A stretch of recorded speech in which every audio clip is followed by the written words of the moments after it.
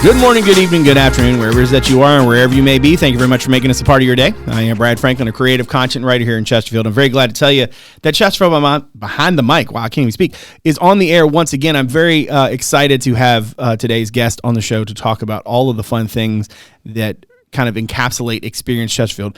I'm very, very thankful to welcome Miss Liz Hart from Sports Visitation and Entertainment here in Chesterfield. Liz, welcome to the podcast. How are you? I'm good, Brad. Thanks for having me. I am very glad to have you. I mean, listen, I've worked with Liz for 2 years, off and on. She was here. She worked in our department. She left for a little while. Now she's back. She's with SVE. Before we dive into Experience Chesterfield, which is a really interesting topic and certainly something that is exciting for a variety of different reasons, I wanted to have you on, obviously, to talk about what all is going on in that endeavor and what people need to know about it, but also I always start with a little bit of an intro, right? I like to give people an idea of who they're hearing from. So you get to be the one in the hot seat, so to speak. Let's see. Tell me a little bit about sort of how it is that you came to be sitting across from me today. How is it that you came to be working with JC and the folks over at SVE? Sure. So thanks again for having me. Like you said, I actually came to the county in 2020, worked in the communications and media department with you. Oh, wow. Yeah. Wow, look at that. And I left in 2022 to try real estate, and now I am back. I came back also in 2022, just a few months after I had left. And then in 2023, I was able to move over to this team. So I am the digital media coordinator. I handle social media, marketing. We just had an event, helped a little bit with that. Yeah, which we'll get to in a minute. Yep, we'll get to that. Work a little bit with the media on the side. So just a little bit of everything. A little bit of everything. Yeah. And that tends to be the way it works, right? With right. with all of these sorts of positions where you're supporting a new kind of department, a new entity, trying new stuff. I know having had JC on the podcast and talking a little about sort of what that group does and what you guys are into each day and all of the different things that seem to be coming together for you here. Let's start big and drill down. So for those who didn't catch when JC Poma was on the show last year, tell us a little bit more about Sports Visitation and Entertainment and why that it's such a critical sort of new front for Chesterfield County. Yeah, absolutely. So I think what happened is leadership saw that there was a need for a department like this. Right. We have never had a department like this in the county. So obviously our focus is sports. We know that sports tourism is a gateway to the county. It brings a lot of people here to the county. And when they come, right, we obviously want them to stay. And that's part of what we do is we bring people to the county for sports tournaments and different leagues come to the county to play their games. But also, in addition to that, we also want to appeal to the visitor. Mm-hmm. So when they are here for these sports games or whatever it is that they're coming for, we want them to stay here in Chesterfield and experience all that there is to offer here in Chesterfield. Right. Sorry, what were you going to say? No, I was going to say, and one of the fun things too, right, is that it's a sort of perfect pairing between what's good for the visitor and what's good for the resident, right? Correct. Because there's this, it's not just the element of here are some facilities, everybody figure out how to use them. It's also kind of harnessing the information that you have about sort of what are these tournaments going to be, when are they going to be, how often do they going to happen, what can that mean for the bottom line for the county, but also too, when things like that aren't being used by folks who are visiting, they're also a resource for residents too. And I know, that's a big focus in the big picture. And certainly when we talk about Experience Chesterfield itself,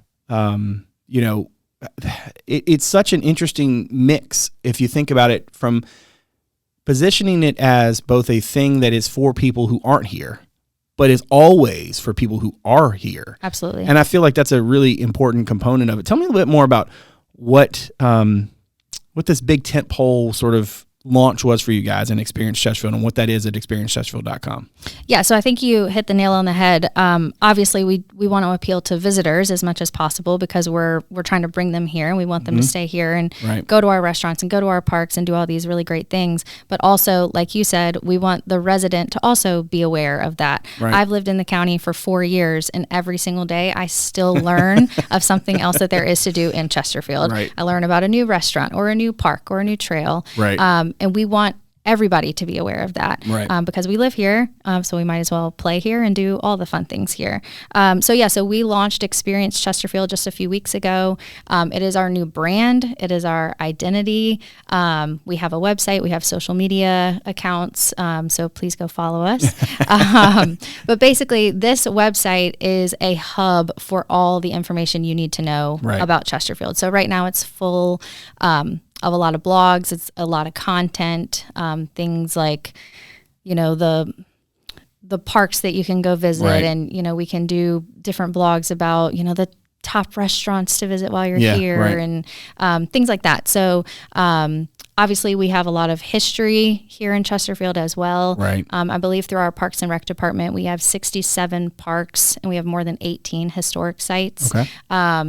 I didn't know that when I first moved here. Right. So that's what this website does, and that's what our social media accounts do, is just to tell the story of all that there is to do in Chesterfield. And what's really cool too, if you think about, having a resource like this where, it's not just a function of, in today's day and age, right? It doesn't matter where you live. You can live in whatever county. You can live in Chesterfield County, and you want to do X, right? You go and you search it out. And this is an opportunity for SEO to sort of do some fun work to sort of bring those people to Experience Chesterfield to say, oh, you wanted to find a place to eat in this part of the county? Well, here you go. Here are all the top places. And those are obviously things that you'll build over time and put that content together. But then it's also interesting too, because there's the piece of it is just a resource of having all of the things in one place. If you go to experiencechesterfield.com, there is, there's lots of different, Liz mentioned the blogs, but there's just so much information there. And it's such an informationally rich website and gives you so much content that it is a perfect sort of complement to, you can't really, this kind of stuff would not necessarily live like well, so to speak, right, on Chesterfield.gov. Because Chesterfield.gov is much more about the services that Chesterfield provides, whereas ExperienceChesterfield.com is way more about like, here are the things that you can do. So sure, maybe we have a calendar, right, like on the main page, but what you guys can do with Experience Chesterfield is so much more vast than that. And one of the things that I've recently learned, and I want you to tell me more about this thing because it blows my mind that this is a thing, is the MERV, which is talk about bringing the information to the people. And if you're watching this on the YouTube version, you're probably seeing a picture of the MERV right now. For those of you who are listening, I'm going to let Liz describe to you what the MERV is. I just want to say MERV as many times as I can, clearly, because MERV is it's just a fun word. I don't care what you're doing. Tell me a little bit about what the MERV is, what that stands for, and what you guys are looking to do with that. Sure. So MERV, it is fun to say. I'm creating this whole identity around MERV. MERV's a dude. He's a guy. Yeah, for sure. So it stands for Mobile Information Resource Vehicle. Right. So essentially it is a mobile visitor center. Right. So it actually was an old ambulance that we somehow acquired, and we worked with the company to get it wrapped in our brand. Right. And it is going to be driving around the county. Right. Obviously it's going to have a lot of like tourism maps and brochures on things to do within the county and places to eat and things like that. Right. But we're hopeful that in the future we can also, we might be able to take it to schools and take it to these programs that are already here in Chesterfield for the residents. We might be able to take it to like local libraries and farmers markets and things like that. So it's just going to be like a mobile hub for all things Chesterfield. Yeah. Now, before we get to Outdoor Fest, which is what I want to ask about in a second, I think maybe it's a good place for us to maybe explain to folks sort of our kind of thought process on this in terms of the bigger picture, because for Chesterfield to really sort of maximize the opportunities that, so many of these different events and different, whether you're breaking it up by the trips of people into the county, specific reasons for why they come and visit, it makes a lot of sense for the county to do all it can to harness that power and sort of build on it. And I think it's very clear that in recent years, sports visitation in of itself is a huge endeavor, and certainly has been a huge boon, right, for various localities and their local economies. And so here, I know from talking to JC and you guys over the last few months and years that sports visitation is a very important part of the big picture that makes up sort of the Chesterfield picture, so to speak, right? And certainly it allows for not just visitors to come to the county, but then for them to, like you said, to stay here, to play here. Can you give me some sense of scale? Like what is the impact for what SVE really represents for all of Chesterfield County? Sure. So I actually have data in front of me, and this is actually from 2022. So this data lags a little bit, so we'll actually receive the 2023 data in a couple months. Okay. But for 2022, the total estimated visitor spending was $582.6 million. Wow. Which is an 8.7% growth from the previous year. Wow. So obviously, like we've said, it's data that is proving that people are coming here, and likely a lot of that is because of sports. Right. But that's how we are able to build what we're doing, is we have data that they're coming here. So if they're coming here, we want them to enjoy Chesterfield and see what it's all about. Yep. Which brings us to Outdoor Fest, and I'll get you out of here on this one. Now, as we record this was the heels of the inaugural Outdoor Fest, the first one of its kind here. Sort of, I guess, was a little bit of a little bit of a maybe your maturation is not the right word, but basically the idea of the last year's Earth Day event, and then it sort of grew and changed a little bit into Outdoor Fest. And you mentioned a second ago just the number of people who are coming here, and Outdoor Fest is exactly the kind of thing that if you can do more to harness that, there are those opportunities. Tell me how that event went and what else is coming up down the road this spring and summer. Absolutely. So it was the inaugural. Like you said, we did kind of combine with the previous Earth Day festival that the county had. So this was our first year, and we estimated that about 3,500 people were in attendance. That's awesome. Which is amazing. It was a lot of children. A lot of families were there. We had a farmer's market. We had the Metro Richmond Zoo. We had BMX performers, which was amazing.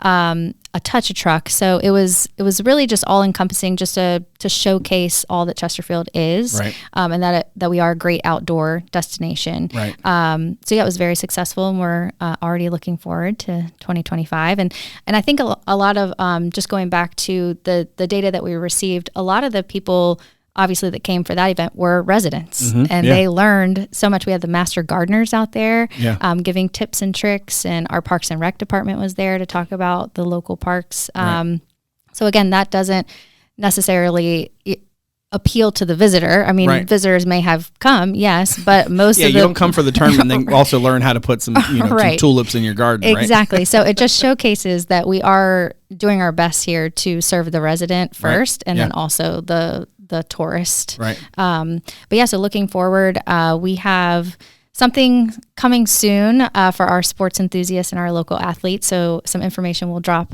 Look at you teasing stuff out. Yeah. Came on the podcast and start teasing stuff out. That's I love it. So something will come out in the next couple of weeks about that. Obviously, Outdoor Fest for next year.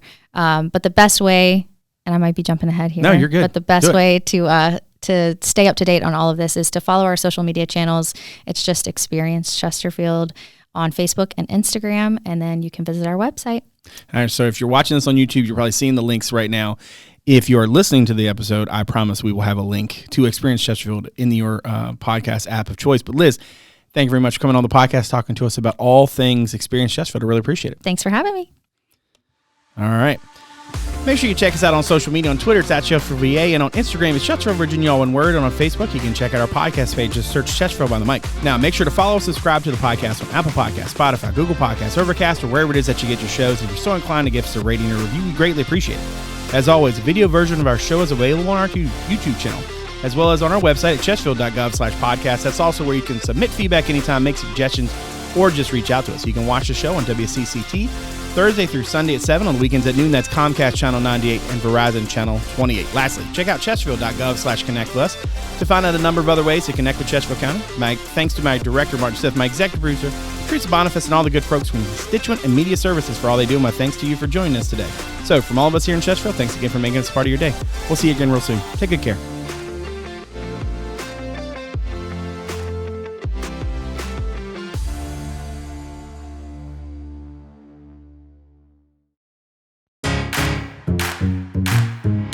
From blogs to podcasts, and I'm very glad to tell you that Chesterfield Behind the Mic is on the air once again. Newsletters, to alerts.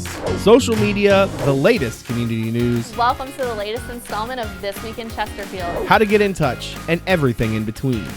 If you want to know about Chesterfield County, our Connect With Us webpage has you covered. Chesterfield.gov/connect with us. Connect with us, your source for all things Chesterfield.